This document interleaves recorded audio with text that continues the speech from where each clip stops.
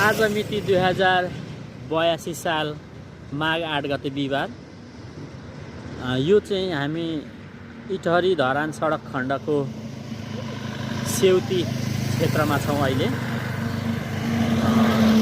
धरानका निवर्तमान मेयर हर्का साङपाङले राजीनामा दिइसकेपछि चाहिँ धरान उपमहानगरपालिकाले फ्याँक्ने यो डम्पिङ क्षेत्रमा चाहिँ अहिले सायद यो कबाडी कलेक्सन गर्नेले हुनसक्छ या कसले यो डम्पिङ क्षेत्रमा चाहिँ आगो लाउने काम भएकोले यो धरान उपमहानगरपालिकाकै पहिलो दायित्व भएको हुँदा हालका कार्यवाहक मेयर आइन्द्र मेघालाई चाहिँ यो डम्पिङ साइटमा भएको आगलागी नियन्त्रणको लागि र धरान उपमहानगरपालिकाका वातावरण संयोजक धरान उपमहानगरपालिकालाई चाहिँ हामी यो भिडियो मार्फतै अनुरोध गर्दछौँ।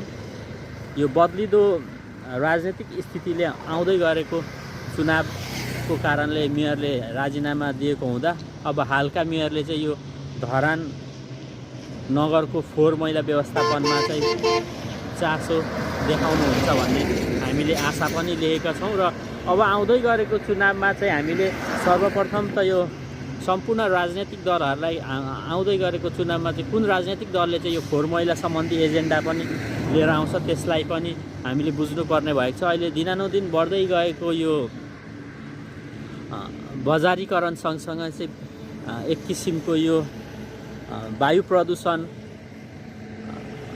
कारण पनि चाहिँ एकदमै नागरिक अस्तव्यस्त भएको हुँदा सर्वप्रथम चाहिँ आइन्द्र मेघाज्यू कार्यवाहक मेयरज्यूलाई चाहिँ यो धरान उपमहानगरपालिकाको फोहोर मैलालाई चाहिँ सही तरिकाले व्यवस्थापन गर्नको लागि र यो प्रदूषण रोक्नको लागि चाहिँ हामी यो भिडियो सन्देश मार्फतै अनुरोध गर्दछौँ। धन्यवाद।